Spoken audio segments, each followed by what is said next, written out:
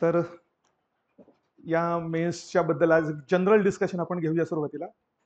जे काही आपले कन्सर्न्स आहेत, अ, तर ते कन्सर्न्स एक प्रकारे सॉल्व्ह करण्याचा थोडासा प्रयत्न करूया आणि त्यानंतर मग अजून तुमचे काही स्पेसिफिक क्वेश्चन्स असतील तर ते त्या दृष्टिकोनातून घेऊया.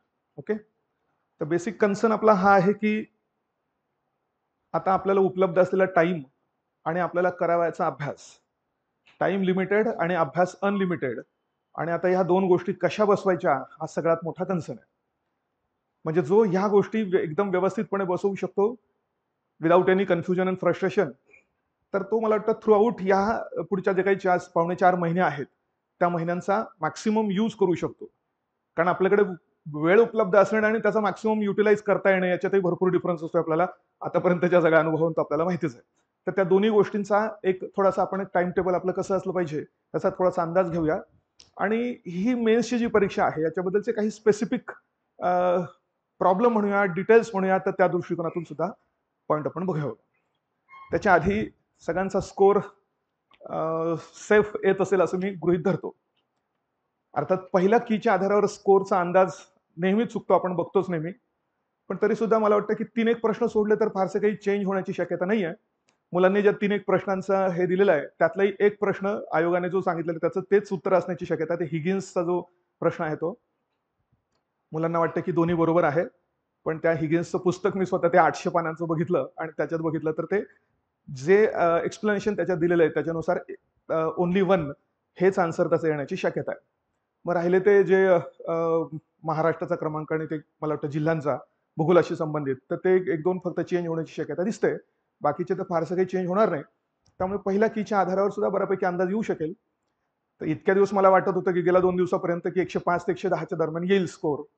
पण नंतर मला भरपूर मुलं असे भेटले की ज्यांचा स्कोर कोणाचा 128 आहे, कोणाचा 130 आहे, कोणी म्हणतं 120 आहे. अर्थात मला पहिल्यापासून डाऊट असतोच की मुलं किती खरं सांगतात याबद्दल डाऊट असतोच खरं. म्हणजे 5-1 मार्क एक्स्ट्रा सांगतात की काय असं वाटतं मला बऱ्याच वेळा. पण तरी सुद्धा आणि अर्थात 10-12 लोकांनी सांगितलं म्हणून सगळ्यांबद्दलचा निष्कर्ष आपण तर काढू शकत नाही. पण तरी सुद्धा असं वाटतं की थोडासा कदाचित जास्त आला तर 108 पासून तर 112-13 पर्यंतच्या दरम्यान सुद्धा ओपन बॉईलचा येऊ शकेल असा अंदाज आपण तात्पुरता मांडायला काही हरकत नाही.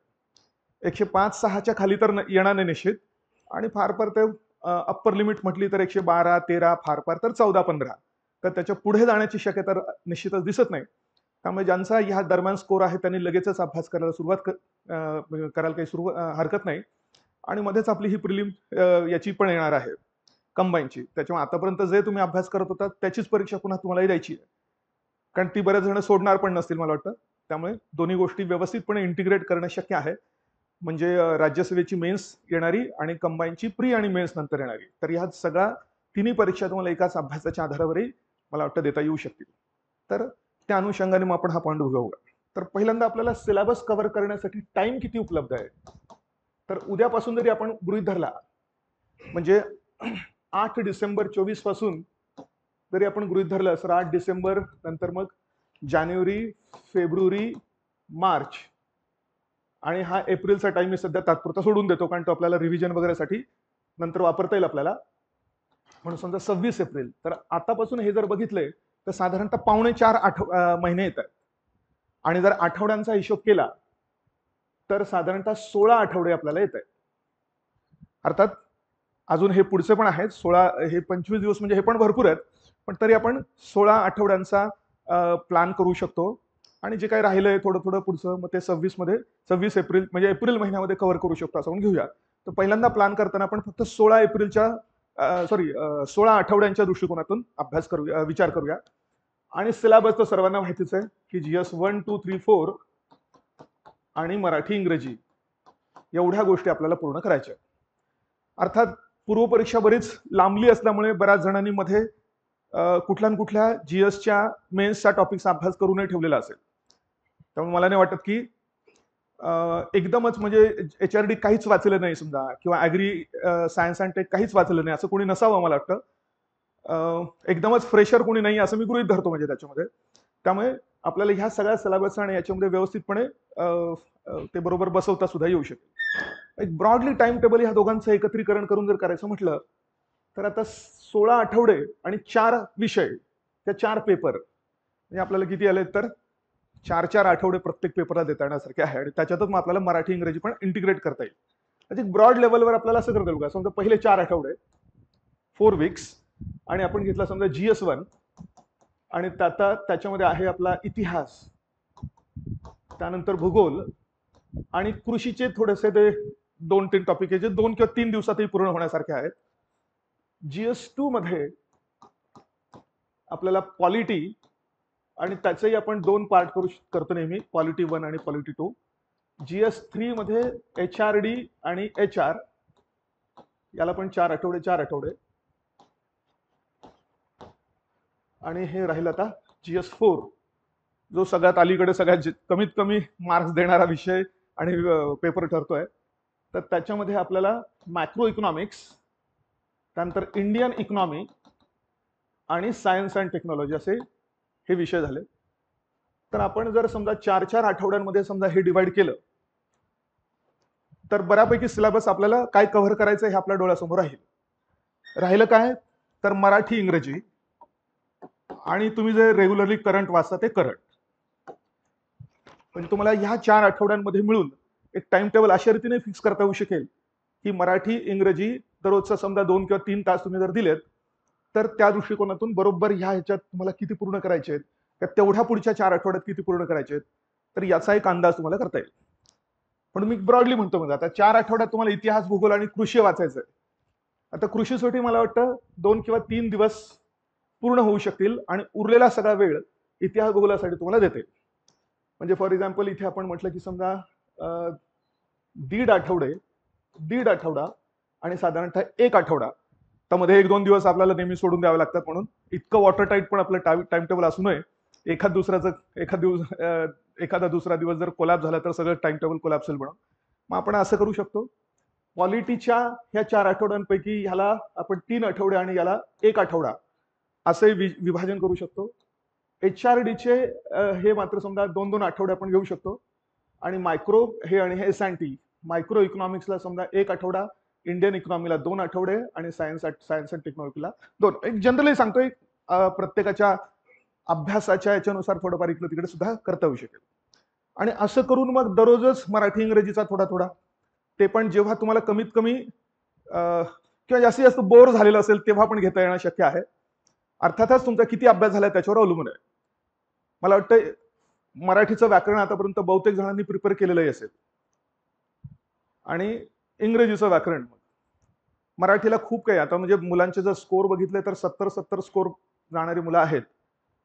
त्या दृष्टिकोनातून तुम्हाला इथे समजा दिवसाच्या टाइम टेबल पैकी 60% वेळ या वरच्या टॉपिकसाठी आणि 40% वेळ जर तुम्ही यांच्यासाठी दिला तर साइड बाय साइड कुठलाही विषय मागे न राहता बरोबर योग्य क्रमाने तुम्हाला हा सगळा सिलेबस वेळेत पूर्ण करता येऊ शकेल. आणि आपण तर मार्च एंड म्हणतोय, म्हणजे पुन्हा तुम्हाला 2 रिव्हिजन सुद्धा नंतर करता येणं शक्य होऊ शकेल. अशा पद्धतीने करता येईल. पण यात चेंजेस करायचं म्हटलं तुम्ही असे करू शकता की मराठी आणि इंग्रजी सुरुवातीचे 2 आठवडे जर पूर्ण करून टाकले आणि नंतर मग हे सुरू केलं आणि मग नंतर दिवसाचे थोडा वेळ याच्यासाठी काढला तरी सुद्धा तुम्हाला करता येणं शक्य आहे. म्हणजे शेवटी अल्टिमेटली तुमच्या अभ्यासाच्या पद्धतीनुसार तुम्हाला हे टाइम टेबल ऍडजस्ट करता येऊ शकेल. पण एक ब्रॉड लेवलवर असं करता येईल. तर हे टाइम टेबल अशा रीतीने फ्रेम करा. साधारणतः 1 दिवस लागला तरी चालेल याला, पण जर आपल्या डोळ्यासमोर आपलं टाइम टेबल असेल तर आपल्याला कळतं की आपल्याला आज किती वाचणं अपेक्षित होतं. म्हणजे डायरेक्ट अशाच प्रकारचा एक टेबल प्रत्येक आठवड्याचा संडे मंडे पासून, मग आपल्याला जर 1 आठवड्यात एक विषय कंप्लीट करायचा असेल तर त्या दिवशी कोणत्या पुस्तकाचे किती पानं आपण वाचले पाहिजे, असा जर पूर्ण आठवड्याचा प्लॅन जर तुमच्या डोळ्यासमोर असेल आणि असं करून जर पूर्ण 4 आठवड्यांचा प्लॅन त्या विषयाचा किंवा एकंदरीत 4 महिन्यांचा, पावणे 4 महिन्यांचा असा जर तुम्ही ब्रॉडली करून ठेवला आणि मधून 1-1, 2-2 मात्र दिवस सोडून देत राहा. कधी कधी कंटाळा आलेला असतो म्हणून अभ्यास होत नाही किंवा पूर्ण नाही झाला म्हणून आपण पुढे 1 दिवस नको ढकलायला. या दिवशी जर 50 पानं वाचणं अपेक्षित होतं आणि 40 झाले तर ते उरलेले 10 पानं दुसऱ्या दिवशी घ्यायला नको, कारण नाहीतर मग ते दररोजचे 10 राहिलेले मात्र ते पुढे साचत जातील. म्हणजे याच्याने एक फायदा निश्चित होईल आपल्याला की आपल्याला कळेल की आपल्याला एवढ्या दिवसात एवढं वाचायचंच आहे. म्हणून आपला वाचनाचा वेग पण वाढेल आणि दुसरी गोष्ट महत्वाच्या गोष्टींवरच भर दिला जाईल. आणि एक अजून धोका होईल बघा की सुरुवातीला आपण अजून परीक्षा थोडी लांब आहे म्हटल्यानंतर सुरुवातीला आपण कमी वेगानं स्टडी करतो म्हणजे हळूहळू करतो आणि मग नंतर सगळा साचत जातो. पण असा टाइम टेबल फ्रेम केलेला असेल तर आधीच माहिती असेल की एवढ्या दिवसात आपल्याला करायचंच आहे एवढं, आणि नाही झालं तर मात्र ते सोडायचंच आहे.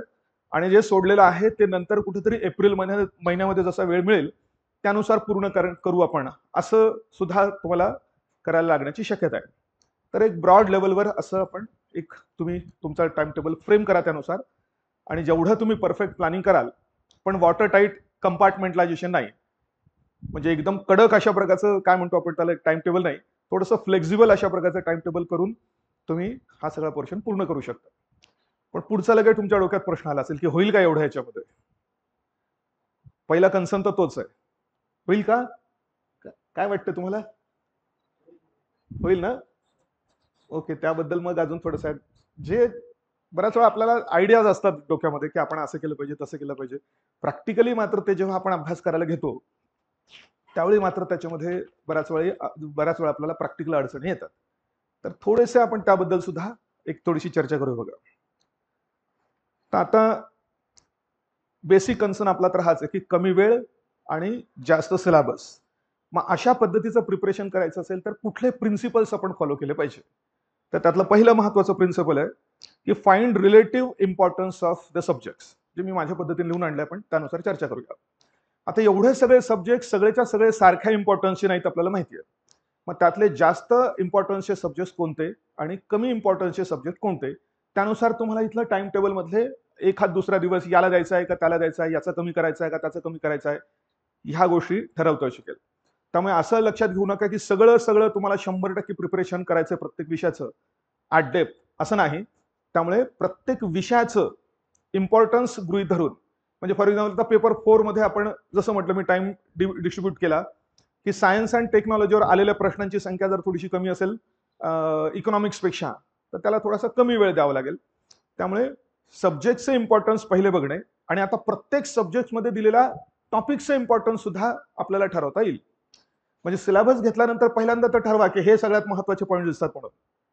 जे जास्त महत्वाचे आहेत त्याला पहिल्यांदा 3 खुणा करून काढा, नाहीतर काय लाल पेनाने करायचं त्यानुसार करून काढा. जे कमी महत्वाचे वाटतात त्याच्यावर 2च खुणा करा. जे अजून कमी महत्वाचे वाटतात की ज्याच्यावर प्रश्न येण्यासारखी शक्यता नाहीये त्याला एकच खूण करा. कारण सिलेबस जर तुम्ही बघितला तर रिपिटेशन पण भरपूर आहे त्याच्यामध्ये. फॉर एक्झाम्पल इथे पण कृषी आहे, इथेही कृषी आहे, ते इंटिग्रेट करता येईल आपल्याला. फक्त ते ऍग्रिकल्चरल जॉग्राफी आणि हे इकॉनॉमिक जॉग्राफी असं 2 वेगळा अँगल आहे त्याच्यामध्ये. पण पेपर 1 मधला आणि पेपर 4 मधला कृषी मात्र एकाच पद्धतीने ते इंटिग्रेट करून आपल्याला करता येऊ शकेल. पुन्हा पेपर 4 बद्दल आपण जास्त डिटेल बघू नंतर. त्याच्यात खूप गोष्टींचं रिपिटेशन केलेलं आहे. तर रिपीट केलेल्या गोष्टी एकत्र आणून एक सिलेबस सुद्धा मी केला होता, तर मी आता आणला नाही, पण ज्या ज्या गोष्टींचं रिपिटेशन आहे ते घालवून एक स्ट्रेट फॉरवर्ड अशा प्रकारचा सिलेबस त्याच्यात केलेला होता. वाटलंच मी आपल्या ग्रुपवर कुठे ते टाकून देण्याचं हे करेल की त्याच्यातून एक अंदाज येऊ शकेल. म्हणून पहिल्यांदा तर हे पण लक्षात घ्या की सगळ्या सिलेबसच्या पॉईंटवर महत्वाच्या दृष्टिकोनातून, कमी जास्त महत्वाच्या दृष्टिकोनातून खुणा करून ठेवा. आणि पुन्हा तुम्हाला हे पण लक्षात येईल की त्यातल्या काही पॉईंट्स असे असतात की ज्याच्यावर ऑब्जेक्टिव्ह प्रश्न निघणं अवघड असतं, ते कमी महत्वाचे पॉईंट्स येतील. उदाहरण घ्यायचं तर समजा आपण म्हणू की देशात दारिद्र्याची कारणे, फार फार त्याच्यावर ऑब्जेक्टिव्ह प्रश्न काय येईल की देशात खालीलपैकी कोणतं दारिद्र्याचं कारण आहे, एकच प्रकारचा प्रश्न झाला, त्याच्या पलीकडे फारसा प्रश्न जाणार नाही. त्यामुळे जे फक्त डिस्क्रिप्टिव्ह म्हणून पॉईंट्स आणि टॉपिक्स त्याच्यामध्ये टाकलेले आहेत ते ऑब्जेक्टिव्ह परीक्षेच्या दृष्टिकोनातून कमी महत्वाचे आहेत, हे पण आपण आयडेंटिफाय केलं पाहिजे. आणि पीवायक्यूज तर आपल्याकडे आहेतच. त्या पीवायक्यूच्या अभ्यासाच्या आधारावर या सगळ्या सिलेबस मधल्या अशा रीतीने कॅटेगरायझेशन केलं तर आपल्याला कमी वेळेत जास्त स्टडी पण करता येईल आणि जास्त इफेक्टिव्हली पण करता येऊ शकेल. त्यामुळे हा एक महत्वाचा पॉईंट झाला. पण पुढचं सगळं महत्वाचं एक मी नेहमी म्हणतो की एका बाजूला आपण अभ्यास करतो आणि दुसऱ्या बाजूला आपला पेपर असतो. याच्यात किती रिलेशन आहे असं तुम्हाला वाटतं सांगा? 100% रिलेशन आहे का? म्हणजे थोडक्यात मला असं म्हणायचं की जो आपल्याला पेपर येतो तो सगळा आपण केलेल्या अभ्यासातनं किंवा आपण वाचलेल्या सगळ्या पॉइंट्स मधूनच येतो. हे जर प्रिलिमला 100 प्रश्नांमध्ये आपल्याला जर दिसून येते की यांच्यातलं रिलेशन जरा एकदम 1 to 1 आणि 100% असं नाहीये, तर मेन्सला तर फारच दोघांमध्ये डिफरन्स पडणार आहे. मी सगळे सूक्ष्म अनालिसिस केलेलं म्हणजे इतक्या वर्षांच्या या सगळ्या पेपरमध्ये, त्यामुळे त्याच्यातल्या त्या अनालिसिस मधून हा पॉईंट सांगतोय की आपण जो अभ्यास करतो, ज्याच्यातून अभ्यास करतो त्या गोष्टी आणि आपल्याला जो पेपर येतो याच्यात 100% रिलेशन नाही. ते का नाहीये याचं कारण पण मी शोधून काढण्याचा प्रयत्न केला. का नाहीये तर त्याचं एकच साधं कारण लक्षात येतं या ठिकाणी, की हे काढलेले जे काही प्रत्येक विषयातले प्रत्येक पेपरमधले 150 प्रश्न असतील, ते प्रश्न काढलेले नसतात तर उचललेले असतात. जसं आता तुम्ही आत्ता झालेल्या प्रिलिमचाही उदाहरण घेऊ शकता. आता हा हिगिन्सचा प्रश्न तो कोणी काढला असेल का? म्हणजे एखादं पुस्तक घेऊन या पुस्तकामध्ये एखाद्याने वाचन करून मग चला आपण त्याच्या आधारावर अशा प्रकारचा ऑब्जेक्टिव्ह प्रश्न काढू, अशी ऍक्टिव्हिटी कोणी केली असेल का काढणारे? तर मला अजिबात त्याचं ते वाटत नाही. जर असं असतं तर सगळे प्रश्न रिलेव्हंट राहिले असते, कुठलाही इरिलेव्हंट आणि चुकीचा प्रश्न राहिले असण्याची शक्यता राहिली नसती. म्हणजे आता टेस्ट सिरीजला आम्ही जेव्हा प्रश्न काढतो किंवा कोणी जेव्हा प्रश्न काढतात तेव्हा त्या अभ्यासाच्या आधारावर प्रश्न काढतात, म्हणून त्याच्यात चुका असण्याची शक्यता फार कमी असते. म्हणजे काय करतील, पुस्तकं बघतील, पुस्तकामधलं एखादं चॅप्टर वाचतील, त्या चॅप्टरमधलं मग कोणता प्रश्न काढता येणं शक्य आहे हे बघतील आणि मग प्रश्न काढतील. पण आयोगाच्या बाबतीत मात्र असं होत नाही. असं जवळजवळ तुम्ही म्हणू शकता 70-80% प्रश्नांच्या बाबतीत असं होत नाही. त्यामुळे हे सगळे प्रश्न उचललेले असतात आणि तेही इंग्रजीतून उचललेले असतात, मराठीतून नाही. ते सिरीज आपण काय करतो, मराठी पुस्तकं वाचतो, मराठी पुस्तकातनं मराठी प्रश्न काढतो आणि मग त्याचं इंग्लिश ट्रान्सलेशन करतो. एक्झॅक्टली अपोजिट होतं या ठिकाणी. आणि आता इंटरनेटच्या सोर्सचा विचार केला लगेच लक्षात येईल की लाखो प्रश्न प्रत्येक टॉपिक बद्दलचे त्याच्यावर उपलब्ध आहेत.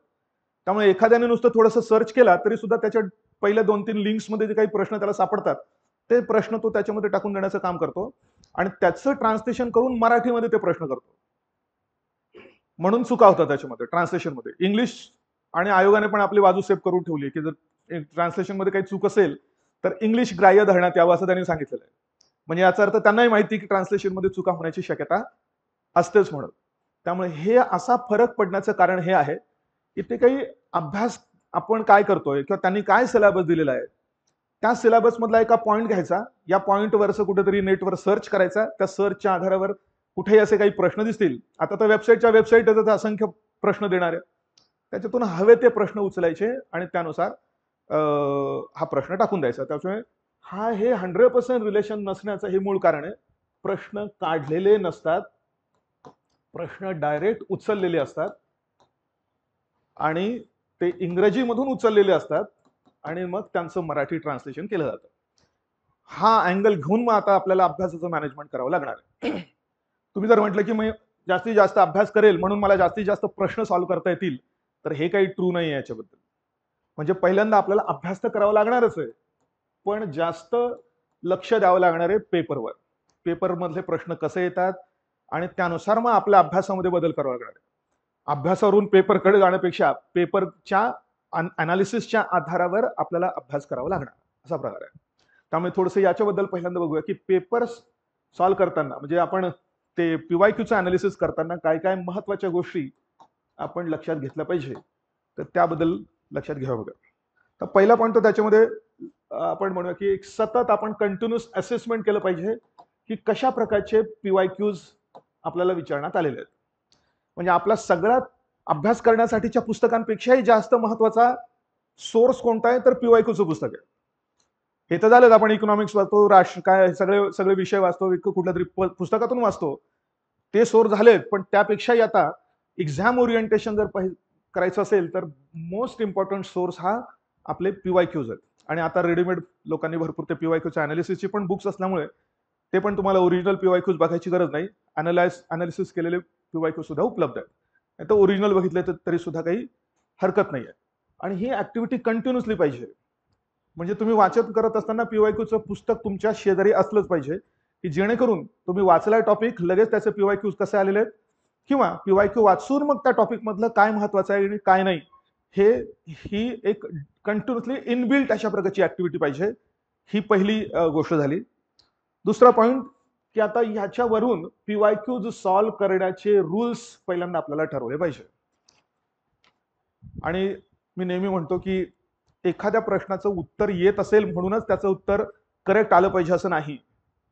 अर्धवट प्रश्न माहिती असला किंवा विचारलेला प्रश्न अर्धवट माहिती असला तरी सुद्धा आपल्याला त्या उत्तरापर्यंत जाता येऊ शकतं. याला म्हणतो आपण आर्ट ऑफ सॉल्व्हिंग एमसीक्यूज. आणि काही जण याच्यात फार पारंगत असतात.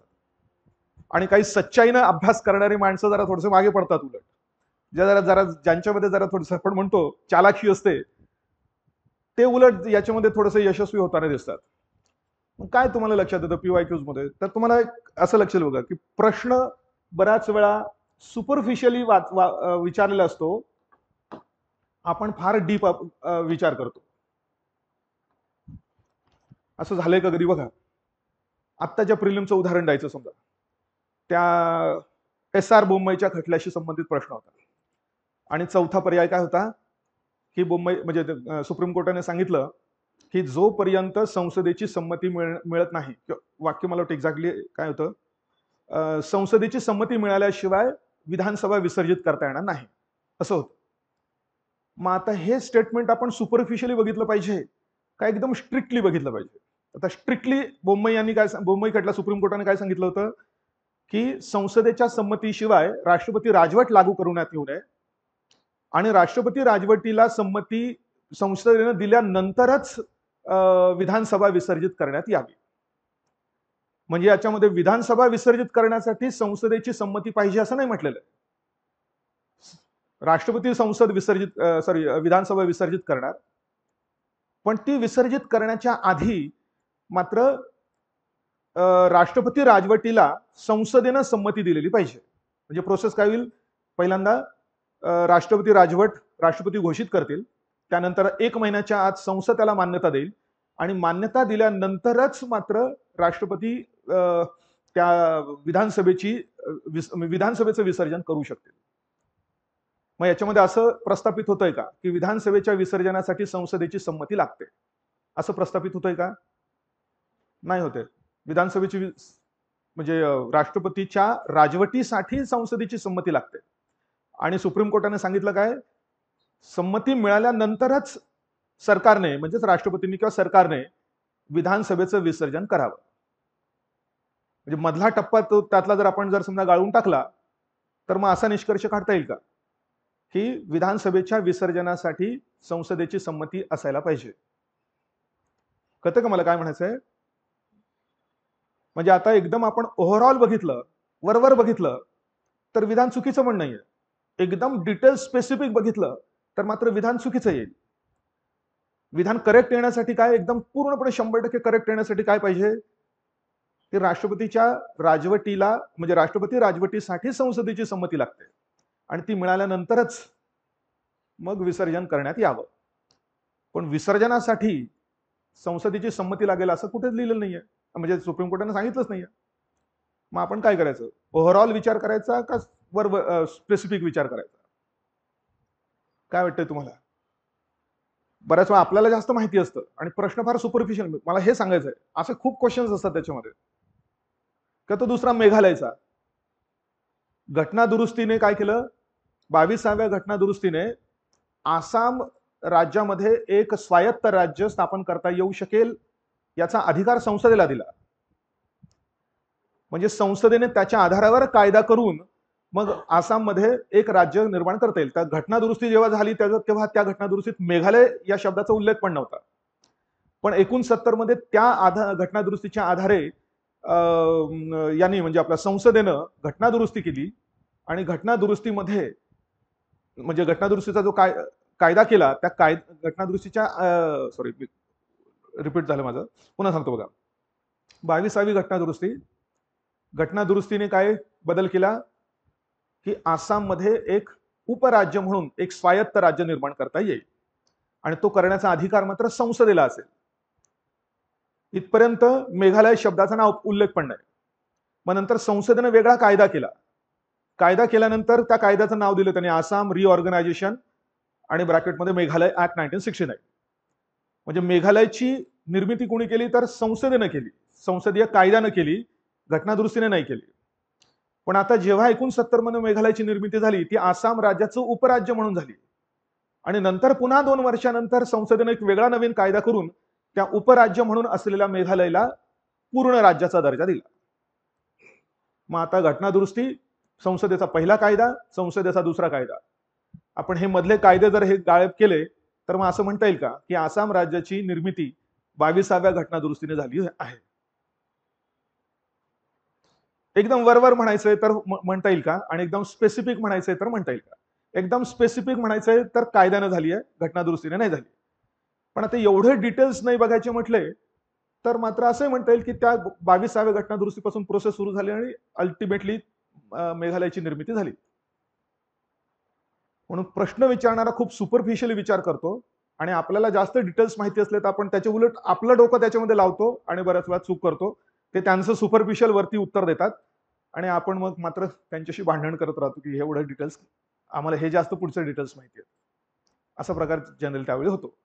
आणि आयोगाचं एक उत्तर असतं किंवा मलाही जनरली वाटतं की आपलं पेपरचं नाव काय, सामान्य अध्ययन, general studies, not very specific studies.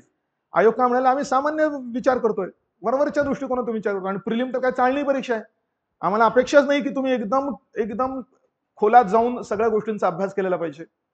मग तशाच गोष्टी इव्हन मेन्सला पण होतात आणि मेन्सला जास्त होण्याची शक्यता असते. त्यामुळे थोडा आपल्याला प्रत्येक प्रश्नाला आपल्याला हा अंदाज घ्यावा लागेल की विचारलेल्या माणसाने तो प्रश्न विचारताना खूप डीप असा विचार केला आहे का सुपरफिशियली विचार केलेला आहे, त्याच्या आधारावर ते स्टेटमेंट करेक्ट मानायचं का इनकरेक्ट मानायचं असं म्हणता येईल. आता या दोन्ही उदाहरणांमध्ये त्यांनी एकदम सुपरफिशियल विचार केला. 22वी घटना दुरुस्ती मेघालय निर्माण झाला, सुपरफिशियली हो म्हणून टाकलं उत्तर. किंवा SR बोम्मई यांचं सुद्धा ते पण स्टेटमेंट त्यांनी करेक्ट मानून टाकलंय. सुपरफिशियल आणि डीपचा अर्थ कळतो ना, लक्षात येतोय. काय अजून दुसरं उदाहरण सोपं घेता येईल. समजा तुम्ही दिल्लीला गेलात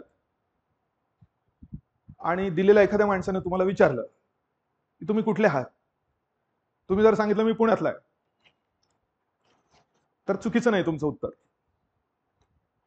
पुण्यात तुम्हाला कोणी विचारलं तुम्ही कुठले आहात आणि त्याचं उत्तर तुम्ही झालं मी पुण्यातला आहे, तर येईल का, करेक्ट येईल का? म्हणजे तिथे तुम्ही फार सुपरफिशियली बोलताय की मी पुण्यात राहतो. पुण्यामध्ये तुम्हाला जास्त डिटेलमध्ये सांगू लागले मी इकडे ह्या पेठेत राहतो किंवा काय कोथरूड कुठे हडपसरला राहतो.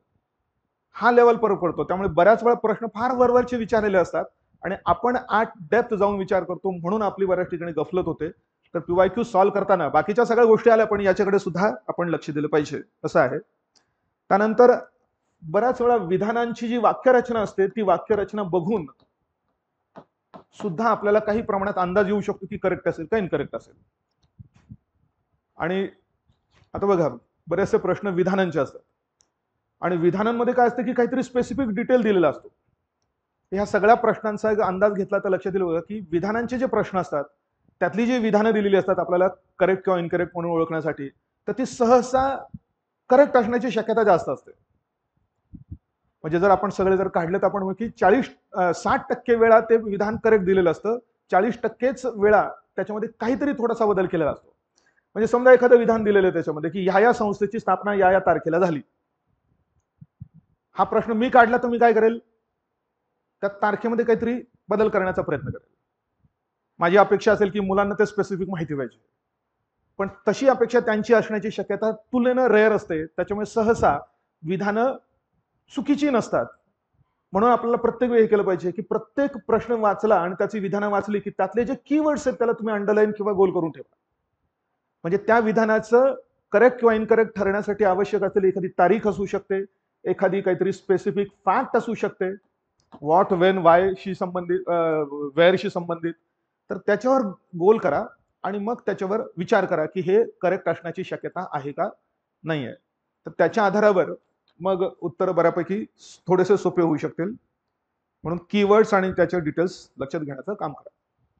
असं म्हणजे हे सगळं प्रॅक्टिसचा भाग आहे. हे ठरवणं ऐकणं तुलनेनं सोपी गोष्ट आहे, पण प्रॅक्टिस करताना या सगळ्या गोष्टीच्या पद्धतीने तुम्हाला त्या आन्सरची प्रॅक्टिस करावी लागणार आहे. आणि मग मुलांनी खूप असे थंब रूल्स पण निर्माण करून ठेवलेले आहेत. पर्यायांमध्ये सर्व बरोबर असेल तर तेच करेक्ट मानण्याचं आहे का? तुम्ही पण असं काही केलेलं? आता कसं फसगत झाली त्याचं हे दिसलं असेल तुम्हाला.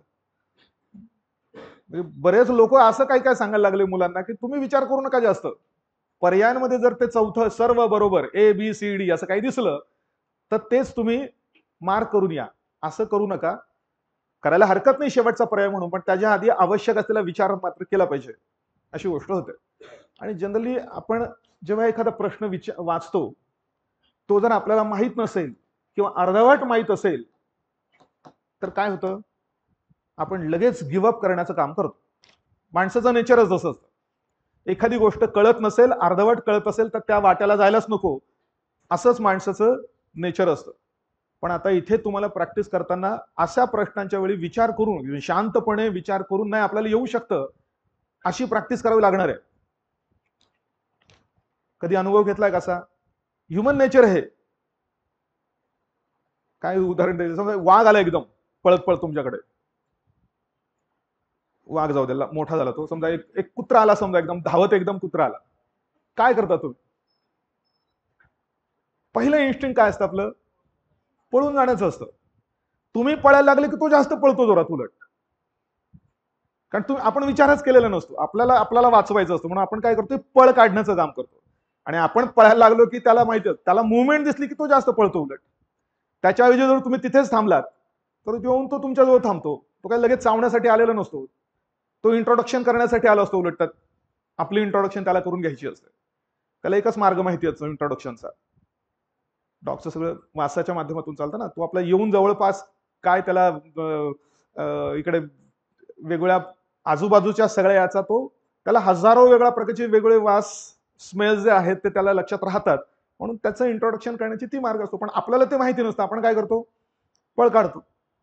आपण थांबलो आणि त्याला नुसता हात लावण्याचा प्रयत्न केला तर तो शांत होतो. सेम गोष्ट मला वाटतं या ठिकाणी पण होते, की प्रश्न अर्धवट माहिती आपल्याला का माहितीच नाही, तर लगेच आपला नॅचरल इन्स्टिंक्ट काय सांगतो की नाही मला माहिती नाही, एकतर हे मी असंच सोडून देतो, नाहीतर मी त्याचा रॅन्डमली काहीतरी मार्क करतो, ए बी सी आपल्याला हवं ते. बऱ्याच लोकांनी सांगून ठेवलं तर सीच मार्क करा म्हणून. काहीच माहिती नसेल तर सीच मार्क करा असंही सांगितलेलं असतं, म्हणून आपल्या डोक्यात ते बसलेलं असतं, म्हणून सी मार्क करतो आणि आपण पुढे निघून जातो, असं काहीतरी करतो. पण ही जी असते, कोणीतरी डॉग परत किंवा एकदम कार आपल्याला दिसलं, ती रिफ्लेक्स ऍक्शन असते. आणि आपल्याला माहिती आहे विज्ञानाच्या दृष्टीने रिफ्लेक्स ऍक्शन मध्ये मेंदूचा समावेश नसतो. मेंदू भाग घेत नाही. मेंदू तेव्हाच भाग घेतो जेव्हा आपण काहीतरी स्पेसिफिकली विचार करतो तेव्हा. तर त्यामुळे एक ही पण प्रॅक्टिस करा की अर्धवट माहिती असेल एखादा प्रश्न किंवा माहितीच नाही तरी तिथं थोडासा श्वास घेऊन, नाही मला हा या प्रश्नाचं उत्तर बरोबर सॉल्व्ह करता येऊ शकतं असा विचार करा. आणि प्रत्येक तो प्रश्न किंवा त्यातले जे काही सेंटेन्स असतील ते स्पेसिफिकली शांतपणे वाचन करण्याचा प्रयत्न करा. आणि मग हे जे मी म्हटलं की कीवर्डला अंडरलाईन करा आणि कीवर्ड्सवर स्पेसिफिक लक्ष द्या की करेक्ट असण्याची शक्यता किती वाटते आणि किती नाही. मला वाटतं त्या प्रिलिमच्या त्या व्हिडिओमध्ये मी सांगितलं होतं, प्रोबॅबिलिटीचा रूल सांगितला होता. जर तुम्ही 2 एलिमिनेट करू शकलात आणि उरलेल्या 2 मध्ये जर तुम्हाला उत्तर आहे अशी याची शाश्वती वाटत असेल आणि असे जर तुम्ही 2 प्रश्न सॉल्व्ह केले तर 1 बरोबर येण्याची शक्यता असते. म्हणजे ज्याचा अर्थ असे जर तुम्ही 4 प्रश्न सॉल्व्ह केले तर तुमचे 2 बरोबर येण्याची शक्यता आहे. जर तुम्ही 3 किंवा समजा एकच पर्याय एलिमिनेट करू शकला आणि उरल्या 3 त्या पर्यायांमध्ये उत्तर आहे असं जर तुम्हाला वाटत असेल आणि असे जर तुम्ही 3 प्रश्न सॉल्व्ह केले तर तुमचे 1/3 प्रश्न करेक्ट येण्याची शक्यता असते. कळतं का बघा? तर हे जर तुम्ही वापरलं व्यवस्थितपणे, कुठे कसं वापरायचंय, तर बऱ्याच वेळा तुम्हाला गेसवर करून सुद्धा पुढे पुढे जाता येऊ शकेल. म्हणजे एक प्रश्न तुम्हाला दिसला, जर तुम्हाला अजिबात माहिती नसेल 4ही पर्यायांबद्दल आणि तरी पण तुम्ही गेस केला, तर असे 4 प्रश्न सॉल्व्ह केले तर तुमचा 1 बरोबर येईल. असे 8 प्रश्न सॉल्व्ह केले तर तुमचे 2 बरोबर येतील.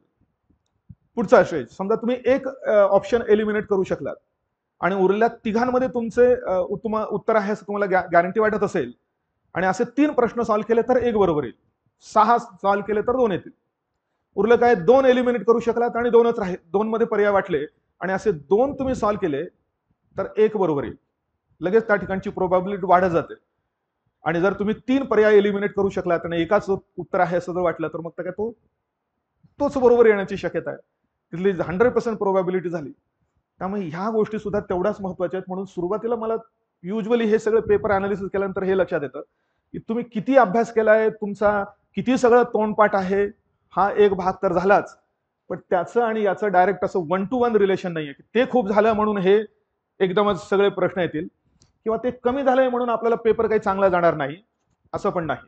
त्यामुळे आपल्याला त्याच्या जोडीने त्यापेक्षाही कदाचित जास्त महत्व तुम्हाला या पुढच्या 4 महिन्यामध्ये पेपर सॉल्व्हिंगच्या ह्या सगळ्या ऍक्टिव्हिटीवर द्यावं लागेल. आणि हेच डोक्यात ठेवा आपण इतके लकी आहोत असं तुम्ही इमॅजिन करा. स्वतःला सांगितल्यानंतर बॉडी पण बरोबर रिस्पॉन्ड करते तशीच. आपण खूप चांगले लकी आहोत आणि आपली जी गेसवर्कची सिस्टम आहे ती खूप चांगली आहे. अर्थात गेसवर्क याच्यामुळे सुद्धा जास्त सोपे व्हायला लागतात, जास्त बेटर व्हायला लागतात आणि त्यामुळे आपल्याला सगळे चांगले उत्तर सॉल्व्ह करता येऊ शकतील. हे मनाला जास्त सांगत राहिलात की प्रोबॅबिलिटी तुमची आन्सर्स करेक्ट येण्याची जास्त वाढू पण शकते. अर्थात हे सगळं सांगणं आहे, तुम्ही ते किती इम्प्लिमेंट करता पूर्ण या 4 महिन्यामध्ये त्याच्यावर पण ते सगळं अवलंबून आहे. राहिला तुम्ही आता काय अभ्यास केला पाहिजे आणि काय कशातनं केला पाहिजे. तर आता ह्या पुढच्या सोर्सेसमध्ये मला नाही वाटत की मी अजून जास्त नवीन सोर्सेस काही त्याला लावले पाहिजे. जे काही आतापर्यंत तुम्ही वाचत आलेला आहात तेच डबल टिबल वाचा, पण याच्यावर फोकस द्यावा. त्याच्यातूनच PYQs कसं सॉल्व्ह करता येतील याच्यावर फोकस करा. आणि नवीन वाचायचं म्हटलं तर बराच वेळ त्याच्यामध्ये जाण्याची शक्यता आहे. पुन्हा सुरुवातीला यामध्ये सुद्धा जे आतापर्यंत खूपदा वाचलेलं आहे, विशेषतः प्रिलिमला कॉमन असलेलं आणि मेन्सला फक्त मेन्सलाच जे अभ्यासलं जातं ते, असे डिफरन्स करा. आणि सुरुवातीला मेन्स म्हणजे एक्सक्लुझिव्ह मेन्स मध्ये असलेले टॉपिक्स जे प्रिलिम मध्ये कधीच वाचले जात नाही, ते जर तुम्ही सुरुवातीला वाचून घेतले तर तुम्हाला सायकोलॉजिकल सॅटिस्फॅक्शन मिळते की नाही माझा बराच अभ्यास झालाय म्हणून. म्हणजे जोपर्यंत तुमचा मेन्स मधला सगळा पोर्शन होणार नाही, समजा आता कोणता पोर्शन कमीत कमी वाचला असतो, समजा पॉलिटी मधला पार्ट 2 जो आपण प्रिलिमला काही वाचत नाही, मग तो ऍडमिनिस्ट्रेटिव्ह लॉ असेल किंवा पब्लिक पॉलिसीचे काय ते पॉईंट्स आहेत ते आहेत किंवा कायदे वगैरे दिलेले ते कायदे आहेत, ते आपण प्रिलिमला सहसा वाचत नाही. पण 60% पोर्शन त्या पेपर पार्ट 1 मधला येतोय. पण जोपर्यंत तुम्ही तो पार्ट 2 करणार नाही तोपर्यंत तुमच्या डोक्यात आतमध्ये एक शंका राहील की नाही माझा अजून पूर्ण झालेला नाही अभ्यास. म्हणून जर आधी तो पार्ट 2 करून घेतला तर बऱ्यापैकी तुम्हाला स्वतःला इंटरनल सॅटिस्फॅक्शन असतं, माहिती असतं, आपल्याला डाऊट आपल्या डोक्यातला कमी झालेला असतो की बऱ्यापैकी मी हा सगळा अभ्यास केलेला आहे. आणि डोकं जेव्हा शांत असतं तेव्हाच अभ्यास होतो, हे तर मला वाटतं सर्वांना मान्य असेल. ओरिजिनल थिंकिंग केव्हा होते? डोकं जेव्हा अशांत असतं तेव्हा नाही होत. डोकं अशांत असल्यानंतर ओरिजिनल थिंकिंग होत नाही. लोक अक्षरशः भांडणं, खून, मारामाऱ्यापर्यंत पोहोचतात या गोष्टीच्या आधारावर. म्हणून जेव्हा आपल्या डोक्याची क्षमता, आपल्या मेंदूची क्षमता जास्तीत जास्त वापरून घ्यायची असेल आपल्याला, तर आपलं डोकं, मन शांत असायला पाहिजे. आणि ते तेव्हा शांत होतं जेव्हा आपल्याला आत माहिती असतं की मी बराचसा अभ्यास केलेला आहे. म्हणून किंवा हा पेपर सॉल्व्ह करताना पण हा पॉईंट फार महत्वाचा बघा. तुम्हाला 150 प्रश्न सॉल्व्ह करायचे आहेत. सुरुवातीची कंडिशन म्हणजे पेपर सुरू झाल्यानंतर पहिल्या 15-20 मिनिटातली कंडिशन आणि शेवटीची कंडिशन, यात काय फरक बघा. सुरुवातीच्या 15 मिनिटात तुमच्यावर प्रचंड इंटरनल दडपण असतं की अरे मला एवढे 150 प्रश्न वाचून सॉल्व्ह करायचे. ह्या दडपणामुळे प्रत्येक प्रश्नावर तुमचा ओरिजिनल थिंकिंग होण्याची शक्यता नसते. तुम्ही अंडर प्रेशर बऱ्याच वेळा माहिती असलेल्या गोष्टी पण चुकीने मार्क करण्याची शक्यता आहे. तर कधी कधी तुम्हाला नंतर लक्षात येतं तुम्हाला की मला ए मार्क करायचं पण मी बी मार्क करून आलो त्या ठिकाणी, हे नंतर आलेलं आपल्याला कळतं. पण जर तुम्ही असं करून घेतलं समजा की तुमच्या 2 तासापैकी समजा 1 तासात 150 पैकी जेवढे प्रश्न तुम्हाला सहज सॉल्व्ह करता येतात ते सॉल्व्ह करून घेतले. 150 पैकी किमान समजा तुम्हाला 70-80 प्रश्न असे सापडतील निश्चितच चांगला अभ्यास केल्यानंतर, की ज्या प्रश्नांची उत्तर तुम्हाला अर्ध्या मिनिटात सॉल्व्ह करणं शक्य होईल. काही काही तर बघितला येतील, काही अर्ध्या मिनिटात, काही समजा 1 मिनिट विचार केल्यानंतर सहज येतील. असे जर 70-80 प्रश्न तुम्ही पहिल्या तासात सॉल्व्ह करून घेतले तर काय होईल मग बघा. 1 तासानंतरची तुमची मेंटल कंडिशन कशी असेल? थोडंसं पल्स रेट कमी झालेला असेल, डोक्यात एक शाश्वती तुम्हाला आलेली असेल की जेवढं मला सहज येत होतं ते तर झालंय, आता जे येत नाहीये किंवा ज्याच्यावर मी विचार केल्यानंतर एलिमिनेशन करून जर मला जमेल की म्हणजे ते जमलं पाहिजे या दृष्टिकोनातून जर तुम्हाला माहिती असेल तर उरलेला 1 तास तुम्ही शांतपणे आणि एकदम सिक्युअरली तुम्ही उरलेल्या प्रश्नांसाठी वापरू शकता. म्हणजे ही सायकोलॉजी पण तेवढीच महत्वाची आहे. गेम आहे शेवटी तो एक प्रकारचा. तो हा मी म्हणायचा ना कोणता आपला ट्रॅकवर, मी ट्रॅकवर 2 मिनिटं असतो पण त्या 2 मिनिटासाठी माझं प्रिपरेशन मागच्या 1 वर्षापासून चालू असतं. मग तसं 1 वर्षापासून इकडचं प्रिपरेशन चालू आहे, त्याच्यापेक्षा जास्त चालू आहे आणि ट्रॅक मात्र इथे 2 तासाचा आहे. मग इकडे खूप प्रिपरेशन झाल्याने तो ट्रॅक या 2 तासाचा नाही मेंटेन झाला व्यवस्थित म्हणजे सायकोलॉजिकली, तर मात्र ते सगळं गणित बिघडण्याची शक्यता असते.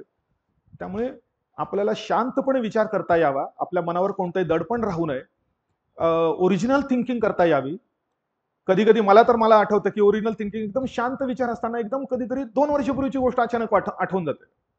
असं होऊ शकतं तुमचं की आत्ता, अरे मी आत्ता परवा वाचलो तर मला आठवत नाहीये, अशी पण कंडिशन होऊ शकते. आणि शांत मन असेल तर मी 2 वर्षापूर्वी वाचलं होतं म्हणून मला आत्ता आठवलं पटकन, असं होऊ शकतं. हे सॉफ्टवेअर फार डेंजर आहे, एकदम भारी सॉफ्टवेअर आहे. तर त्याचा वापर करण्यासाठी ह्या पण गोष्टी मला वाटतं तेवढ्याच महत्वाच्या आहेत. त्यामुळे अभ्यास आता फार काही नवीन वाचन करत बसू नका. सुरुवातीला जे वाचलेलं आहे तेच पुन्हा वाचा, किंवा असं ठरवता येईल तुम्हाला की दिवसाचा एवढा एवढा वेळ मी नवीन वाचनासाठी देईल, असंही तुम्हाला ठरवता येऊ शकेल. पण रिव्हिजन जास्त करा आणि याच्यावर जास्तीत जास्त पेपर सॉल्व्ह करण्यावर जास्तीत जास्त भर द्या. अशा पद्धतीने हा पुढचा 4.5 महिने तुम्हाला मिळतील. म्हणजे तुम्ही ती कंबाईनच्यासाठी वेगळं काही करायची गरजच नाही आता. कारण बऱ्याच जणांचा तो प्रश्न होता की कंबाईन आता याच्यात कसं इंटिग्रेट करायचं म्हणून. तर मला वाटतं जे तुम्ही राज्यसेवेच्या प्रीसाठी वाचत होता तेच आहे याच्यामध्ये. थोडाफार फक्त फरक आहे तिथे. बघा, इकॉनॉमिक्सचा कंबाईनचा पोर्शन जास्त दिलेला आहे त्यांनी. त्याच्यात काही काही गोष्टींचा खास उल्लेख केलेला आहे, लेखा परीक्षण. त्याच्यामुळे त्याच्यावर दरवर्षी प्रश्न असतोच. आणि मागच्या वर्षी तर जरा जास्त डीप प्रश्न होता की जो कुणालाच येणं शक्य नव्हतं, की सीएजींनी एखाद्या संस्थेचं परीक्षण केलं, कोणती संस्था, भारत सरकारच्या मालकीची एखादी संस्था, तिचं परीक्षण केल्यानंतर त्याचं सप्लिमेंटरी ऑडिट किती महिन्याच्या आत करावं लागतं, असा प्रश्न होता. नॉर्मल कुठे पुस्तकात किंवा याच्यात येण्याची शक्यता नसती. आता मी अपडेट केल्यानंतर ते पण सगळं आणलं. जेव्हा लक्षात आलं की हे फार डीप इकडे तिकडे जाऊ शकतात, तर त्याच्यानंतर मी आता जेव्हा अपडेट केलं, आतापर्यंत पुस्तकात फक्त घटनेमध्ये सीएजींबद्दल दिलेली माहिती होती. पण सीएजींच्या सगळे जे काही अधिकार आहेत त्याचा वेगळा कायदा आहे 1971 सालचा. मग त्या 71च्या कायद्याची 71चा कायदा आणि 76 मध्ये त्याच्यात बदल झालेले. मग त्याची जी काही सगळी इन्फॉर्मेशन आहे ती सगळी मी नवीन याच्यामध्ये केलेली आहे. त्याच्यामुळे सीएजींबद्दल मॅक्सिमम गोष्टी त्याच्यात आलेल्या आहे. त्याच्यामुळे एखाद दुसरा प्रश्न जो येतो तो ह्या अशा प्रकारचे थोडेसे वाईड प्रश्न पण कंबाईनच्या परीक्षेला असतात. त्यामुळे कंबाईनसाठी वेगळं तुम्हाला करत बसायची काही आवश्यकता नाही. कंबाईनचं चॅलेंज वेगळंच आहे. कंबाईनचं चॅलेंज कोणतं आहे? हे सगळं झाल्यानंतर कंबाईनचं चॅलेंज आहे 60 मिनिटात 100 प्रश्न सॉल्व्ह करणे. त्यामुळे दरवर्षी, विशेषतः नवीन मुलं जे असतात, दरवर्षी 60 मिनिटात ते कुठेतरी 50-60व्या प्रश्नाला झालेले असतात. मग ते हळू प्रयत्न केल्यानंतर कधी कधी मग मुलं थोडेसे 10-10 हे होतात मुलांचे. त्यामुळे त्याचं चॅलेंज जरा थोडंसं वेगळं आहे. But you need not think of this at this moment, असं पॉईंट आहे. त्यामुळे मला बेसिकली या पेपरबद्दल तर हेच म्हणायचं आहे की ही स्ट्रॅटेजी आहे त्या 2 तासामध्ये, आणि तुमच्या आधीपासूनच्या अभ्यासाबद्दलचा ती सगळी स्ट्रॅटेजाइज करून तुम्ही ते 2 तास कसे वापरू शकता याच्याबद्दलचा हा सगळा खेळ आहे सगळा, असा आहे पॉईंट. आणि आता मागच्या वर्षी मी शोधून काढले होते, हे जे आपले 5-6 पुस्तकं आहेत त्याच्यातले 52% प्रश्न होते या 6 पेपरपैकी. सगळं असतं आपल्याकडे, आपण ते तसं मायन्यूटली नाही वाचत. 52% म्हणजे टॉपरचे मार्क आहे तर 60-65% पोहोचले जातात टॉपरचे मार्क 600 पैकी समजा. त्यामुळे 52% ते पण 100% सिलेबस कव्हर न करणारा 5-6 पुस्तकातले म्हणून म्हणतो मी. त्याच्यामुळे बऱ्याच मुलांचा हा नेहमीच असतो की सर अजून काय वाचू, अजून कुठं मला एखादा जरी प्रश्न कुठेतरी ह्या पीवायक्यूज मध्ये सापडला की जो नॉर्मल आपल्या पुस्तकात नाहीये, तर मुलांचा पहिला रिस्पॉन्स काय असतो की मी हे पण प्रश्न मला आले पाहिजे यासाठी मी अजून काय वेगळं वाचू. तर अशी स्ट्रॅटेजी नाहीच आहे. तो प्रश्न अर्धवट जरी तुम्हाला या पुस्तकांच्या आधारावर सॉल्व्ह करता आला तरी चालेल. तुम्ही त्या पीवायक्यूच्या आर्ट ऑफ सॉल्व्हिंगच्या आधारावर त्याच्यावर जायचंय तुम्हाला, रादर दॅन सगळं सर्चिंग करत बसण्यापेक्षा. आणि सर्च करायचं असेल तर टॉपिक वाईज आता इंटरनेटच्या माध्यमातून सर्च करणं सोपं झालंय. त्यासाठी नवीन पुस्तकच पाहिजे याची काही गरज नाही. आता कोणीतरी विचारलं होतं म्हणून मी त्याच्यामध्ये लिहिलं होतं क्लास करायला पाहिजे का. आता ही काही क्लास करायची वेळ नाही असं मला खास म्हणायचंय. आणि म्हणजे क्लास करणारच असेल एखादा कुठला तर त्याच्यासाठी वेळ किती जाईल आणि त्यातनं आउटपुट तुम्हाला किती मिळेल, त्या आउटपुट पण कशावर डिपेंड करेल, तो सांगणारा माणूस काय सांगतो त्याच्यावर डिपेंड करेल. ते जर वरवरचं सगळं पुस्तकात ऑलरेडी असलेलं जर तो सांगणार असेल तर त्याला काही अर्थ नाहीये. त्याच्यामुळे मला वाटतं की, आणि आता प्रिलिम तुम्ही पास केल्यानंतर ह्या लेवलपर्यंत जर आला असाल तर तेवढी तुमची ॲबिलिटी आहे असं निश्चित होतंय की वाचून सुद्धा तुम्हाला सगळ्या गोष्टी समजून घेता येऊ शकतात. त्याच्यामुळे मला नाही वाटत की तुम्हाला आता कुणीतरी स्पून फिडिंग करण्याची ह्या स्टेजला आवश्यकता असे म्हणून. पण तरी तुम्ही तुमच्या लेवलवर विचार करू शकता काहींना कदाचित इंग्रजीच्या ग्रामरचा प्रॉब्लेम असेल तर त्यांना तसं बघता येईल, की काहींना मराठीच्या ग्रामरचा प्रश्न असेल. मला वाटतं मराठीच्या ग्रामरचा जास्त प्रश्न होतो इंग्रजीपेक्षा, आणि ते आपण कधीतरी मागे सोडून दिलं असतं मराठी. उभयान्वयी अव्यय म्हटल्यानंतर तो शब्द बोलतानाच आपल्याला त्रास होतो सुरुवातीला. तर त्याची गरज आहे, पण त्याच्याकडे दुर्लक्ष करू नका. टार्गेट ठेवा की इंग्रजी आणि मराठीचा जो ऑब्जेक्टिव्ह पेपर आहे त्याच्यातच तुम्हाला 70 मार्क मिळवायचे 100 पैकी. म्हणजे तुमच्या लिखाणात कुठेतरी समजा कमतरता झाली तर इथे मेकअप होऊ शकेल. आणि रेग्युलरली लिहायचा प्रयत्न करा. दर आठवड्याला एक एसे, एक लेटर काय आहे त्याच्यामध्ये ती लिहिण्याचा प्रयत्न करा. कारण ठरवणं सोपं असतं, पण दर आठवड्याला त्याचा वेळ काढणं, पहिली तर गरज असते आपल्याला वेळ काढायचा आहे, तेवढं बरोबर तेवढा वेळ लावून बसायचं आहे, तर त्याला वेळ होत नाही. त्यामुळे ही पण एक ऍक्टिव्हिटी करा आणि चेक करून घ्या. सुरुवातीच्या ॲटलीस्ट 2-3 एसे कोणाकडून तरी चेक करून घ्या. भले नंतरचे नाही केले तरी चालतील, की नक्की काय चुकतंय तुमचं, स्ट्रक्चरिंग चुकतंय का एसेची, किंवा एसेमध्ये जे तुम्ही थॉट्स इनपुट्स लिहितायत ते फार सुपरफिशियल आपल्या बोली भाषेत आणि बाळबोध भाषेमध्ये लिहिताय का जरा थोडीशी चांगली भाषा वापरताय. तोपर्यंत दररोजचा एक मराठी पेपर आणि त्याचं एडिटोरियल दररोज वाचायला थोडं थोडं एक 10-15 मिनिटांमध्ये वाचायला काही हरकत नाही. चांगले चांगले शब्द त्याच्यामधून समजतात, ते थोडेसे लिहून ठेवता येतील, लिहू शकतील, जे नंतर वापरता येतील तुम्हाला. नाही तर आपल्या बोली भाषेत काय नाही. आता मुलं काही काही उत्तरं लिहून आणतात, ते असं वाटतं की खूपच आपण जसं बोलतोय तसं ते लिहितायत. असं पण नको. त्यामुळे एकदम पुस्तकी भाषा पण नको, एकदम बोली भाषा पण नको, मधल्या लेवलची भाषा. आणि मधल्या लेवलच्या भाषेचा उत्तम नमुना म्हणजे आपले हे पेपरचे जे संपादकीय असतात तशा प्रकारची भाषा आपल्याला जमली पाहिजे, म्हणजे जास्त बेटर ते होऊ शकतील. त्यामुळे ते लिखाणातून जमेल आणि प्रॅक्टिस त्याच्यामुळे तुम्हाला डेली कंटिन्युअसली करायला पाहिजे, अशी गोष्ट आहे. ओके. प्रश्न आता मुख्यतः राहिला त्या इकॉनॉमिक्सच्या प्रश्नांचा. इकॉनॉमिक्सच्या प्रश्नांचं काय झालंय की हा जो मॅक्रो इकॉनॉमिक्सचा टॉपिक आहे पहिला, स्थूल अर्थशास्त्राचा, त्याचे प्रश्न आता तोच सिलेबस पुन्हा इकडे पण रिपीट केलेला आहे. पुढचा जो सेकंड पॉईंट आहे त्यातला इंडियन इकॉनॉमी या सब हेडिंग खाली दिलेला, तर इकडे तुम्हाला नॅशनल इन्कम दिसेल, तर इकडे पण नॅशनल इन्कम दिसेल. किंवा इकडे समजा फॉर एक्झाम्पल तुम्हाला पब्लिक फायनान्स दिसेल, तर इकडे पण पब्लिक फायनान्स आहे. हे सगळे पॅरलल हे दिलेले आहे. तर एकतर पहिली गोष्ट तर हे करता येईल की हे दोन्ही पॉइंट्स दोन्ही ठिकाणचे इंटिग्रेट करून एकच सिलेबस तयार करता येईल. पण प्रश्न विचारताना गेल्या 2-3 वर्षापासून यांनी काय केलं की याच्यावरचे डायरेक्ट थिअरीचे प्रश्न विचारायला सुरुवात केली. तर इथे मनीचा टॉपिक आहे, मनी अँड करन्सी, इकडे पण मनी आणि करन्सी आहे. मनी म्हटले की दरवर्षी तुम्हाला प्रश्न दिसतो त्या क्वांटिटी थिअरी ऑफ मनी बद्दलचा, त्याचे सूत्र कोणी मांडलेले आहेत वगैरे, कोणतं सूत्र कोणी मांडलेलं आहे आणि त्या सूत्रामध्ये जे सिम्बॉल दिलेले ते सिम्बॉलचे काय अर्थ आहेत याच्या पलीकडे सहसा प्रश्न गेलेला नाही. पण तो पण आपल्याला खूप अवघड वाटतो, कारण कुठलं तरी इकॉनॉमिस्टचं नाव दिलं असतं, मग रिकार्डो किंवा याने काय म्हटलं, त्याने काय म्हटलं, पिगूने काय म्हटलं वगैरे. पिगूची डेफिनेशन काय, मनी इज व्हॉट मनी डज. आता याला काही डेफिनेशन म्हणतात का? पैशाची व्याख्या काय, पैसा म्हणजे पैसा जे करतो ते पैसा होय, असं त्या पिगूने सांगितलं. आणि यांनी ही व्याख्या खालीलपैकी कोणी दिलेली आहे? हे माणसांवर का प्रश्न विचारतात, म्हणून मी म्हटलं की हे उचललेले प्रश्न, ते काही काढलेले प्रश्न नसतात, कुठून तरी बघून उचललेले आहेत. तसं प्रश्न पण आपल्याला त्याच्यातून जावंच लागणार आहे. त्याच्यामुळे हा जो पार्ट आहे हाच थोडासा नवीन चॅलेंज गेल्या 2-3 वर्षाच्या पेपरमध्ये क्रिएट झालेला आहे. आणि आता याचं सगळं वाचन करायचं म्हटलं, इव्हन मलाही मागच्या वेळी वाटलं होतं की हे सगळे महत्वाचे जे काही इकॉनॉमिस्ट आहेत ते सगळे आपण एका जागी आणि त्यांच्या प्रत्येक थिअरी आणि त्या थिअरीचा 1-2-3 लाईन्समध्ये इम्पॉर्टन्स ते करून काढू. पण आता सिलेबसच चेंज होणार आहे म्हटल्यानंतर ते माझी ऍक्टिव्हिटीज बंद होऊन गेली, असा प्रकार झाला. इव्हन HRDचं पुस्तक तुम्ही वाचलंय का सगळ्यांनी? बऱ्याच जणांना मला वाटतं HRDच्या पुस्तकाबद्दल, नवीन मुलांना माहिती नाही, पण ते मागच्या वेळी मी हे करत होतो जेव्हा सिलेबस चेंज झाला, जस्ट त्याच्या आधी मी अपडेशनला घेतलं होतं. पण सिलेबस चेंज झाल्या म्हटल्यानंतर मग ते अपडेट काही केलं नाही आणि त्याच्यानंतर मग ते राहूनच गेलं. पण दिस इज बेसिक बुक, म्हणजे 2012 साली सिलेबस चेंज झाल्यानंतर मी लिहिलं होतं हे. अशा परिस्थितीत लिहिलं होतं ज्यावेळी इंटरनेट नव्हतं आपल्या मोबाईलमध्ये, आपल्या कम्प्युटरला सुद्धा इंटरनेट केबलद्वारे यायचं,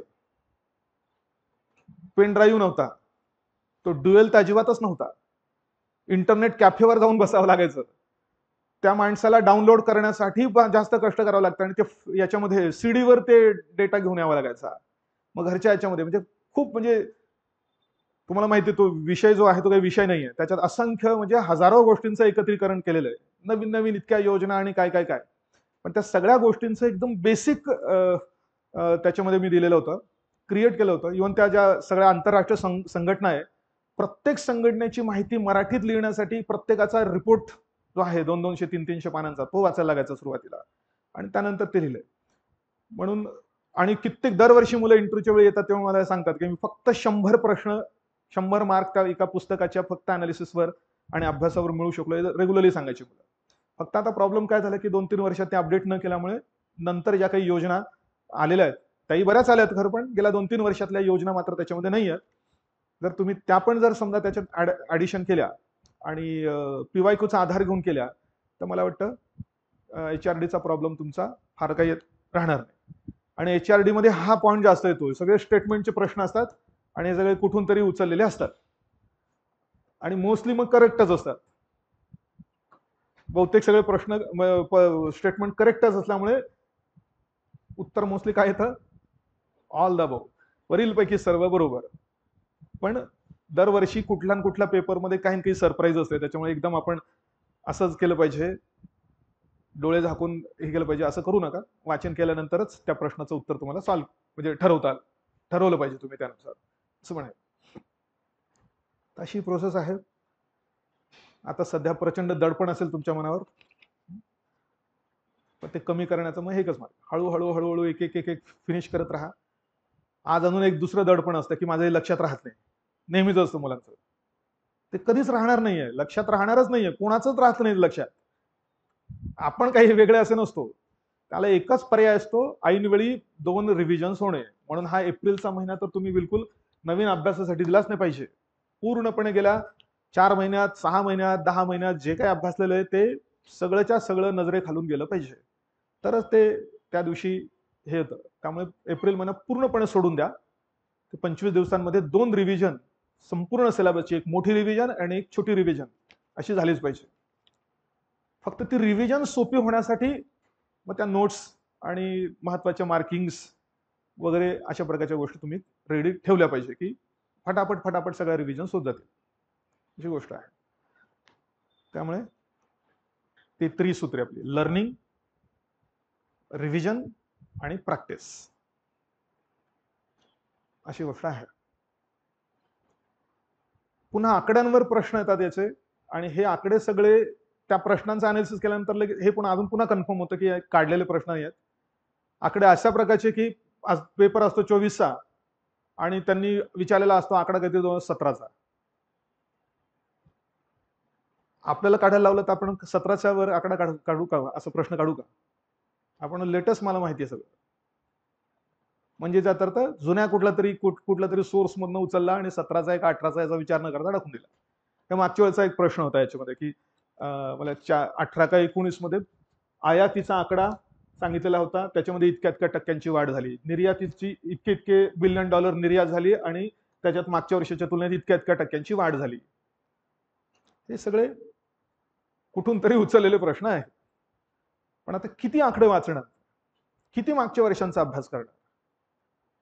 मग याला पर्याय नाहीच आहे का काही? त्याला सिंपल साधा पर्याय काय आहे की लेटेस्ट बघायचं आणि लेटेस्टच्या अनुषंगाने मग त्यावेळेचा ट्रेंड थोडासा विचार करून बघायचं की यावर्षी आता जर समजा निर्यात जर $600 बिलियन झाली असेल तर मग 4 वर्षापूर्वी कदाचित मात्र ती $400-500 बिलियन आसपास असेल. त्यामुळे स्टेटमेंटमध्ये सहसा आकडे चुकीचे असण्याची शक्यता नसते, असा पण एक अंदाज तुम्हाला त्या ठिकाणी घेता येईल. शेवटी मारायचं काय तर थंब रूलच करायचा आहे त्या ठिकाणी. आणि म्हटल्यास थोडेसे इकॉनॉमिक सर्वे महाराष्ट्राचा आणि भारताचा, तर तो कंपल्सरीली वाचायला पाहिजे मला वाटतं. उलट पुस्तकात मी खूप अपडेट केलं. नवीन जे पुस्तक आहे त्याच्यात ॲग्रीचा चॅप्टर फॉर एक्झाम्पल, ॲग्रीच्या चॅप्टरमध्ये ॲग्री इकॉनॉमिक्सचा पार्ट खूप हे केला आहे. पुन्हा आता महाराष्ट्रातली सार्वजनिक वितरण व्यवस्था, आता ही काय गरीब कल्याण योजना ती पुढे 5 वर्ष पुढे ढकलली, तर अशा सगळ्या गोष्टी त्याच्यामध्ये नवीन नवीन पुस्तक अपडेटला किती 5-6 महिने झाले, तोपर्यंतच्या सगळे डिटेल्स त्याच्यामध्ये आणले होते. Money market, capital market, money मार्केटचा पण उल्लेख केलेला आहे सिलेबसमध्ये. Recent developments in money markets म्हणून. तर त्याच्यात ते काही वाघोळ समितींपासून तिथून ते सगळे सुरू केलेले होते. मनी मार्केटमध्ये कोणते इन्स्ट्रुमेंट्स वापरले जातात ते पण अपडेट केलेलं होतं. किंवा पैसे या चॅप्टरमध्ये ही थिअरी जर सोडली तर बाकीचं सगळं अपडेट केलं होतं. पैशाच्या महत्वाच्या डेफिनेशन, पैशाची कार्ये, पैशाचे प्रकार, आणि ते प्रकार सुद्धा डिजिटल मनी जी आता आली, तर त्या डिजिटल मनी जी प्रायोगिक तत्वावर सुरू केली आरबीआयने, तर त्याच्यापर्यंत तर बऱ्याच गोष्टी केलेल्या आहेत. त्यामुळे असतं बऱ्याच वेळा आपल्याकडे, पण ते जेवढं ते नीट वाचणे आपण म्हणतो, तर ते वाचन केलं तर मला वाटतं सोर्सेस बरेचसे आपल्याला याच्यातूनच सॉल्व्ह करता येऊ शकतील असंही दिसेल. आणि जर तुम्हाला काही वाटत असेल स्पेसिफिक कोणते तरी आम्हाला हे चॅप्टर द्या, तर मी वाटलं ते असंच व्हिडिओ करून आपण ते करू शकतो. त्याच्यावर तुमची जर कोणती स्पेसिफिक डिटेल की हा पैशाची ही काय क्वांटिटी थिअरी, संख्यामान सिद्धांत नक्की काय आहे, त्याचे कोणी कोणी काय काय मांडलेले आहेत, त्यात काय फरक आहे, अशा प्रकारचे छोटे छोटे व्हिडिओ पण आपण अकॉर्डिंग टू युअर डिमांड ते आपण करून ते पण पूर्ण करण्याचा प्रयत्न करूया. काय अवघड वाटतं तुम्हाला बेसिकली सगळ्या याच्यामध्ये? आता काही तुम्हाला विचारायचं असेल तर विचारावं. काय बेसिकली कन्सर्न काय वाटतं तुम्हाला? अभ्यास होईल का? नाहीच होणार आहे. अभ्यास न होण्याच्या परिस्थितीतच पास व्हायचं असतं. कधीच तुम्हाला असं वाटलं नाही की माझा सगळा अभ्यास झालाय. असं कोणाला वाटत असेल तर मग मग आपण बोलूया, चर्चा करूया. एक जरी प्रश्न नाही आला तरी सुद्धा ते कोलॅप्स होऊन जातं लगेच सगळं. त्यामुळे ह्या परीक्षेपासून तर युपीएससीच्या मेन्स पर्यंत कधीच अभ्यास कंप्लीट झालेला नसतो, आणि त्या इनकम्प्लीट कंडिशन मध्येच पास व्हायला लागतं. त्यामुळे पहिल्यांदा तर हा डाऊटच काढून टाका मनामधून की आपल्याला कमी वेळ उपलब्ध आहे. कारण 16 आठवडे म्हणजे बोटावर मोजण्यासारखे असतात. जी गोष्ट बोटावर मोजता येते ती आपल्याला फार छोटीच वाटते नेहमी. 16 आठवडे आणि एवढा सगळा अभ्यास. पण काही करून तेवढंच आहे. ते 16च्या 17 होतील की नाही आपल्याला आत्ता तर माहितीच नाही. त्यामुळे बरोबर तेवढ्यातच बसवायचं आहे. म्हणून हा डाऊट काढून टाका डोक्यातून की वेळ कमी आहे. आणि इकॉनॉमिक्सचं प्रिन्सिपलच आहे ना ते, पार्किन्सनचं. या प्रिन्सिपलवर तर त्याने तर नोबेल पारितोषिक मिळवलं होतं की the work expand should fill the time available to complete it. Work expand to fill the time available to complete it. एखादं काम करण्यासाठी जेवढा वेळ दिलेला असतो तो वेळ वाढला तर काम वाढत नाही, काम फक्त फुगतं आणि तो वाढलेला वेळ फक्त व्यापून टाकतं. म्हणजे जास्त अभ्यास जास्त वेळ म्हणजे जास्त अभ्यास असं काही लगेच आपल्याला म्हणता येणार नाही. कारण आता जर तुम्हाला सांगितलं की सप्टेंबरमध्ये परीक्षा होईल तुमची पुढच्या वर्षी, तर तुम्ही 2 महिने हातातच घेणार नाही. ते प्रयत्न पण लांबतील पुढे, संथ पण होतात आणि लांबतात पण पुढे. त्याच्यामुळे हा जर कन्सर्न असेल तर तो पहिल्यांदा डोक्यातून काढून टाका. जेवढा आहे तोच बेस्ट युटिलाइज करायचा आहे आणि सगळ्यांसाठी तेवढाच आहे. तुमच्या कॉम्पिटिटरला कोणी जास्त दिलेलं नाही. नोट्स पहिल्यांदा तर ज्या आधी काढलेल्या असतील त्या हरिडली वाचून काढा. कारण आपण काढलेल्या नोट्स ज्या असतात आपल्याला माहिती असतं, लवकरात लवकर ते होईल. पण आता काय करावं की आता सगळ्या तर नोट्स तुम्हाला काढण्यासाठी एवढा वेळ देता येणार नाही. त्याच्यामुळे तुम्ही असं करू शकता की पुस्तकात ज्या गोष्टी एकदम फॅक्च्युअल आहे तिथेच खुणा करा, आणि ज्या गोष्टी तुम्हाला खूप अशा डिस्क्रिप्टिव्ह वाटताय त्याच्या तात्पुरत्या तिथे नोट्स काढून त्याला तिथे चिकटवून ठेवा. म्हणजे ऐनवेळी फक्त मार्किंग्स आणि त्या नोट्स एवढ्या फक्त तुम्हाला ऐनवेळी रिवाईज करता येऊ शकेल. आता जर तुम्ही काढायच्या म्हटलं तर तुम्ही काय कराल बघा, की नोट्स काढायच्या आहेत, मग तुम्ही 2 पुस्तकं ठेवाल, 3 पुस्तकं ठेवाल. तो टॉपिक याच्यातून वाचायचा, त्याच्यातून वाचायचा, त्याच्यातून वाचायचा. तिन्ही पुस्तकांमध्ये वेगळं दिलेलं असेल तर कन्फ्युजन पहिल्यांदा, मग यातलं काय घ्यायचं, हे घ्यायचं का ते घ्यायचं का हे सोडायचं, हे कन्फ्युजन, आणि त्यामुळे टाइमपास. त्यामुळे आत्ता सध्या तरी त्याच्यात जास्त वेळ न घालवता जे आहे रेडीमेड आणि फॅक्च्युअल ते तसंच त्या ठिकाणी हे करा. आणि जे वाटतंय तुम्हाला की खूपच डिस्क्रिप्टिव्ह टॉपिक आहे, 10 पानांचा टॉपिक आहे, तो आपल्याला 2 पानांमध्ये आणायचा आहे, तर तो तेवढा गरजेनुसार त्याच्या नोट्स तयार करा. तर असं तुम्हाला स्ट्रॅटेजी करता येईल.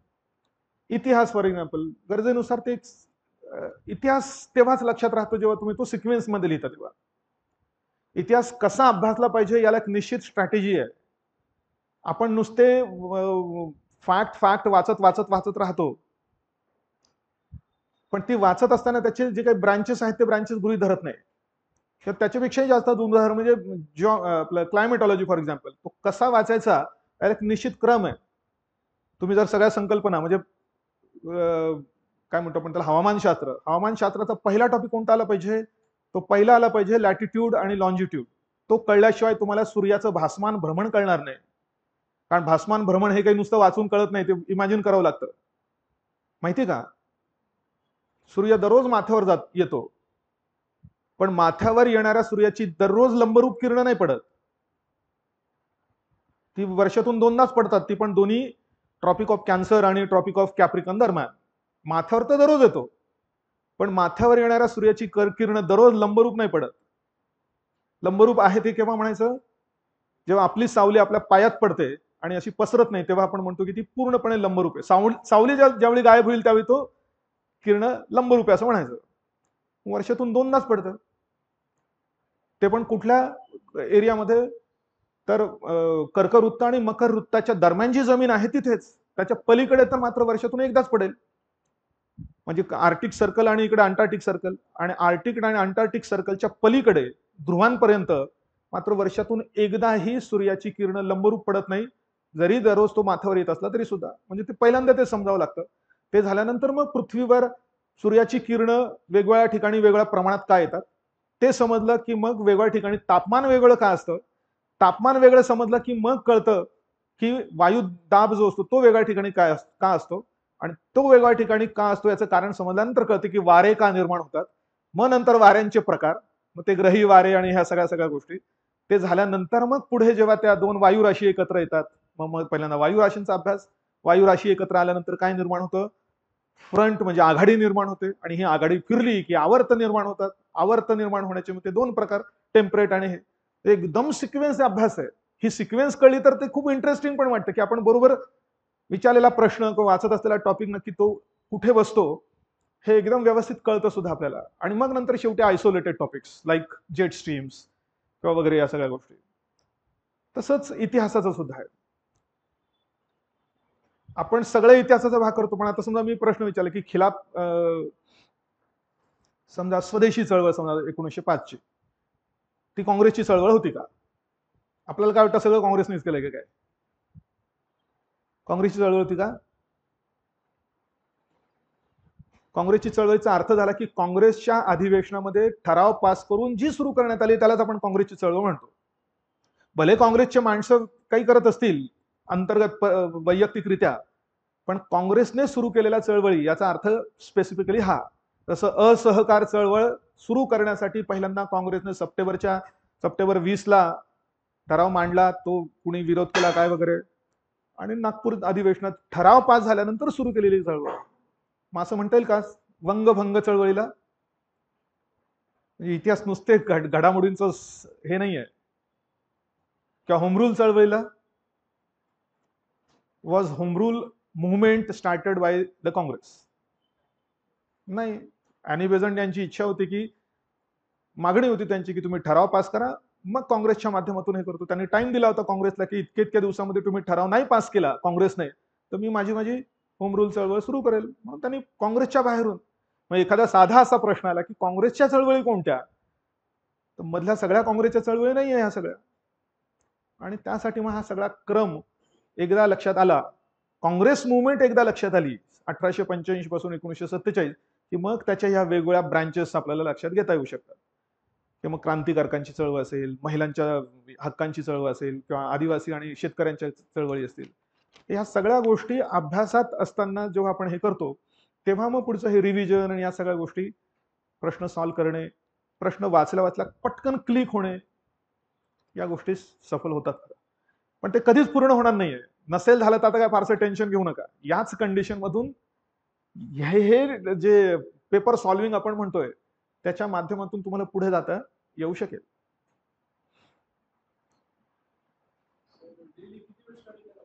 डेली किमान 10 तास,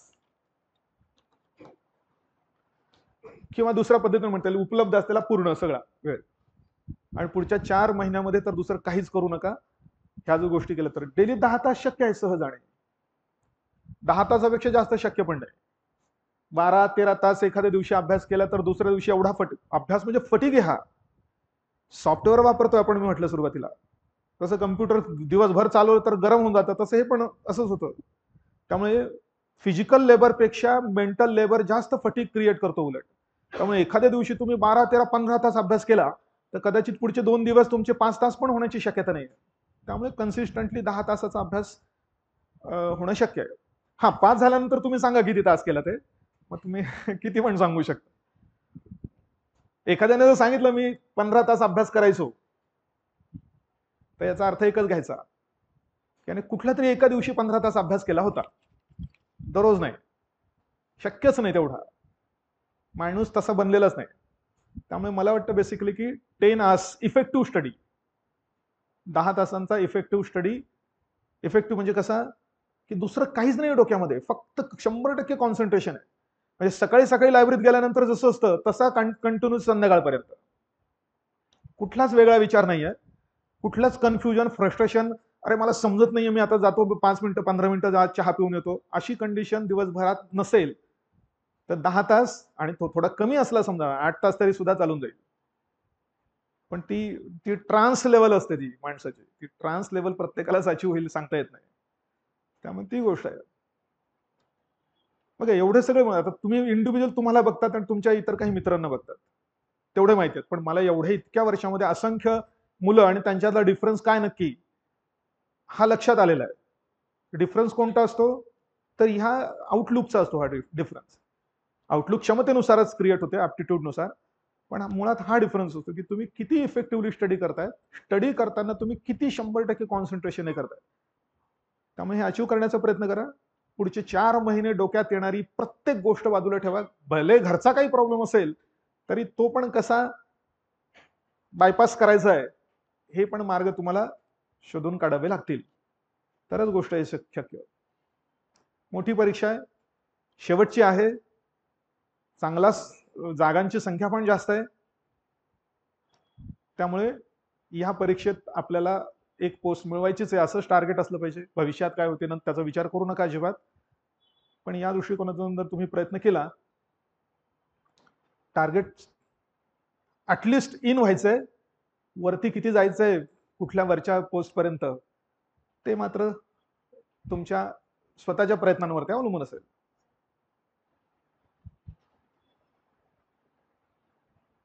okay then, so best of luck. Start करा आणि सांगत राहा काय होतंय ते.